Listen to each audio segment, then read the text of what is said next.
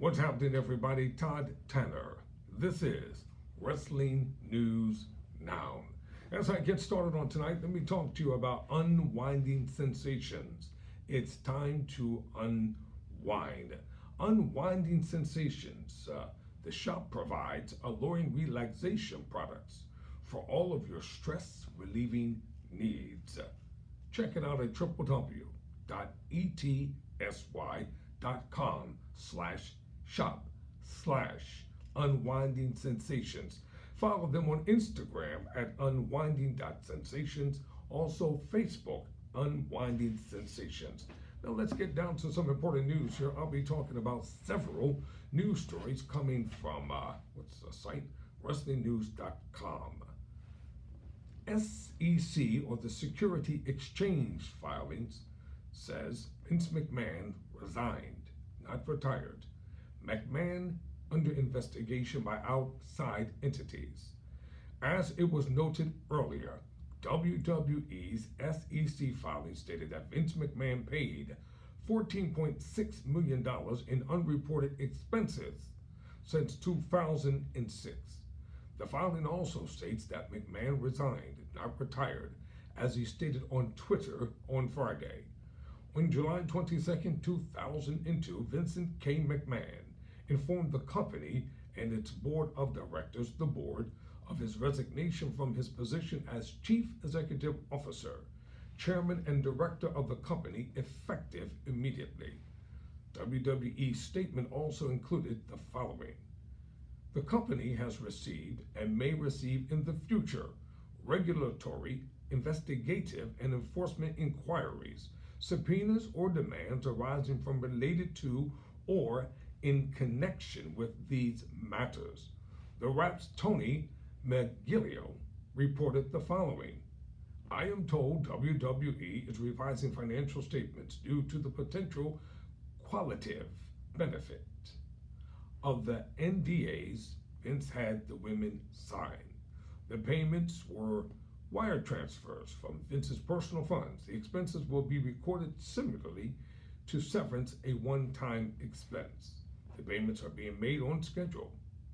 Hence, the future payments alluded to in the 8K Think the Body Vanilla / Mets deal, except not as long and not that. The expenses will not revise profits for two reasons. One, they're immaterial. $15 million is nothing to sneeze at except its kind. Except in its kind of is for a multi-billion-dollar company. Two, one-time expenses, like the severance pay example I referenced earlier, do not impact reported profitability, close quote.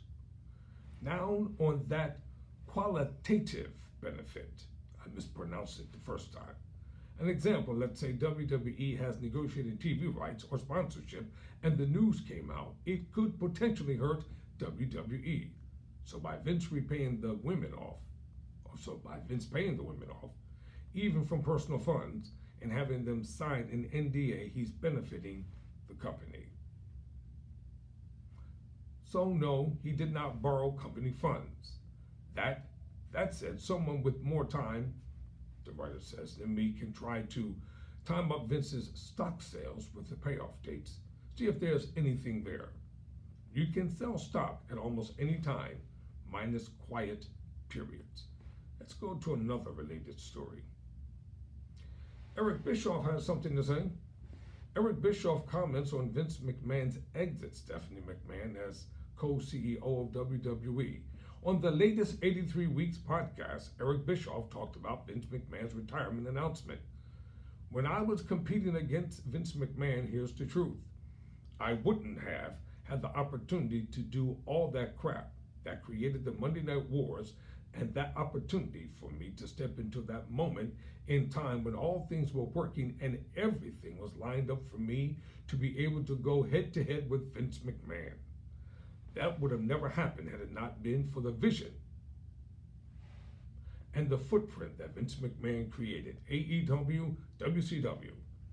None of that would have existed had Vince McMahon not proven beyond a shadow of a doubt in a way that the Crockett's couldn't do, Vern Gagne couldn't do, none of the other regional promoters who had these wild ass dreams, knew how to do it, or really had the vision to take wrestling from what it once was to what it turned out to be. Everybody tried and said, what if I do this? What if I did that? But Vince did it. If Vince McMahon wouldn't have done it, Ted Turner Broadcasting wouldn't have been interested in competing with him and created the #1 television show, WCW, not wrestling show, television show, each and every week. AEW would have never gotten an opportunity. So all roads lead. No matter how much you've enjoyed or hated or whatever, no matter how much you've seen and how much this industry has changed over the last 30 years. All of those roads lead to Vince McMahon. To deny that or not give it proper respect, I think, is a reflection on the weakness of character. Eric Bischoff talking about the creative process of trying to put a TV show together for WWE under Vince McMahon. I think you're going to see some incredibly talented people to begin to do what they're capable of doing without an almost unbearable process to do it in. What do I mean by that? It's hard to say these things without sounding disrespectful. And I don't mean to be, because Vince's process worked. WWE is now a $5 billion publicly traded company. So let's just keep that in mind. So I'm being critical assessing the process.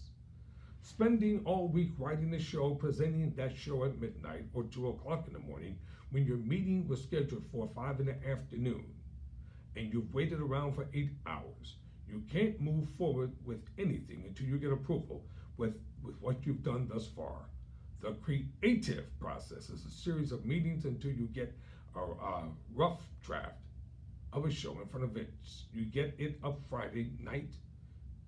You set it up Friday night, depending on what show you're doing. Of course, for Raw, you would get it done and give it to Vince Friday night, maybe Saturday morning. Everybody on that written team is standing by on Saturday morning. Been there, done that. I've experienced it. Saturday morning, you get up and you're not going anywhere, because when Vince gets that rough draft, he is going to look at it, but you don't know if he's going to look at it Saturday morning, afternoon, or Saturday night. You know, if he's going to get on the phone with you, 2 or 3, or maybe the whole team to go over it. Let's assume, as it was often the case, you get a tentative green light to finish it up. You get to the jet Monday morning at 6 o'clock in the morning, 7 o'clock in the morning, whatever. You've got some support intern who was up all weekend long making copies and copies and copies and copies and copies of all kinds of things. When you get to the jet on your way to TV, there's a stack of paperwork that Vince needs to review. And in there is the show. He'll review the show on the plane and maybe make some changes or suggestions. Then you get to the building. I'm not going to continue to read this interview. I'll give you the site connection at the end of the show, and if you like, you can go there for yourself. And to close out tonight's program, let's talk about Booker T. Booker T had something to say about Vince McMahon. I want to get it on record here, because Booker T said, I can publicly say thanks to Vince McMahon. I say thank you for taking care of me, giving me a job, and taking care of my family.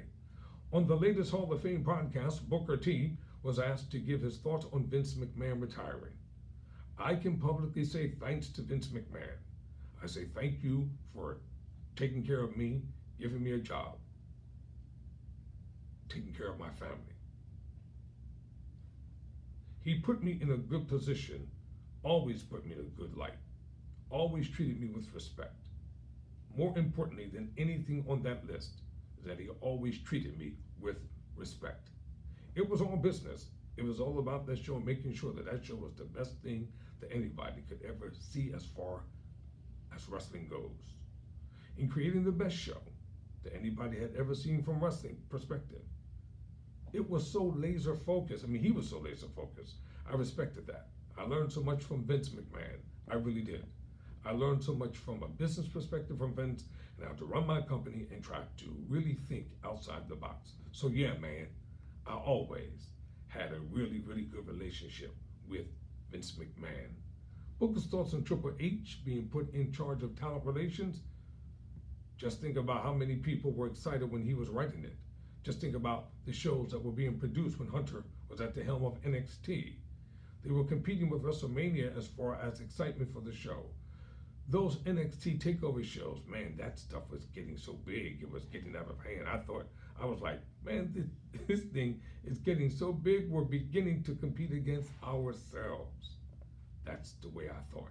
I didn't think it was the route to go, me personally, but did Triple H have NXT a buzz? And people going crazy about it? NXT? I think so. For Wrestling News Now, I'm Todd Tanner.